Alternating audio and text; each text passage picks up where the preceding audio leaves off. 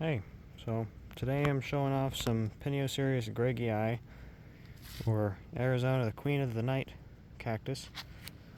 It's not a very big one here. It's, I don't know, almost 2 feet tall.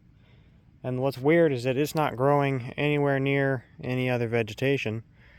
My theory is that before we moved in this house there was a bush here and it got ripped out, but the tubers survived, because this species makes tubers underground. Unlike most cacti, it's got a tuber down there somewhere, and I think that just kind of lay dormant for like the first year we were out here, and then it grew. So I'm gonna do some pollination here. I got my paintbrush, or my sister's paintbrush. Gonna transfer some pollen, and then my neighbor has 2 individuals that are blooming right now, and so I'm gonna go swap the pollen and put it on those 2 plants. And now, since this one's not in a bush or anything, the flowers, the buds before they opened today got kind of shriveled, so the flowers didn't open properly and they're all messed up. But I'm going to show you some really nice proper ones that opened without any issues. Okay, so now I'm in my neighbor's yard, and this is 2 of his blooms right here. They're looking real nice.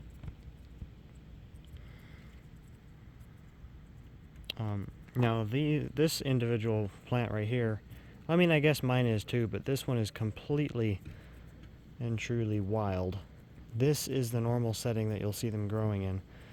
I'm taking some of the pollen from the plant, from my plant, and I'm putting it in here. I just really want to make sure they get pollinated so I can collect the seeds. But this actually is a pretty big plant. As you can see, it's quite large. And hold on. This is them in their natural habitat, growing in the bush. You can see they blend right in there. It's hard to tell what is cactus and what is creosote. So yeah, this is how they normally grow. They stay cooler and more sheltered when they're in the bush like this. So now I'm gonna go show you his other one. And here's a toad I found on the way. Hi, toad. Okay, and right here, this is an example of a flower that is open at its peak. Can't really get any more open than this. And this is one also that opened perfectly.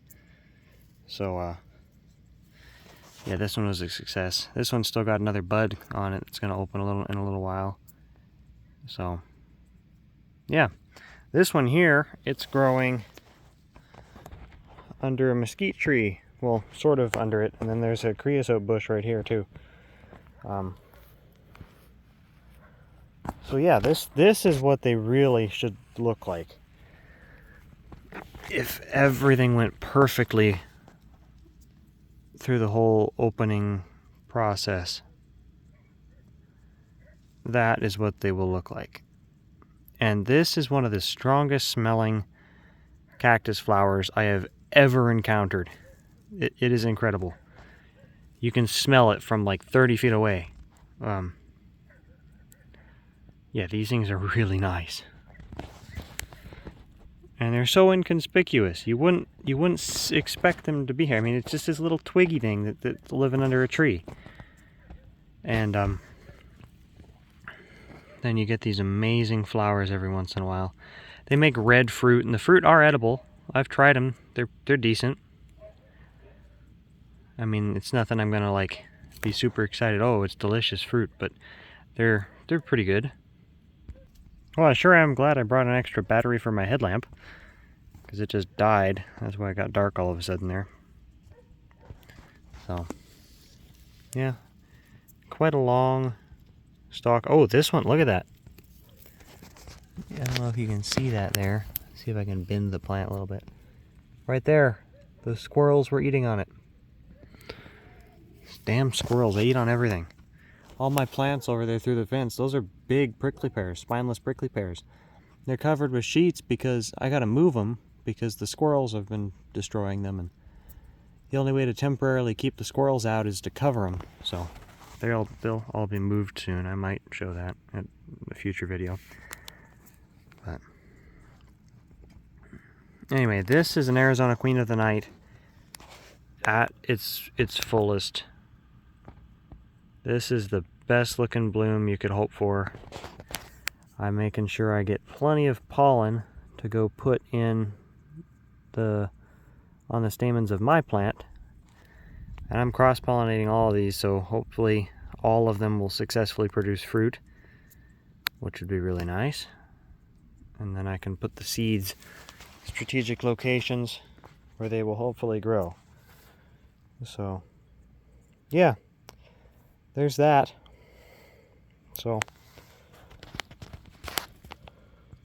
bye-bye. Hope you enjoyed.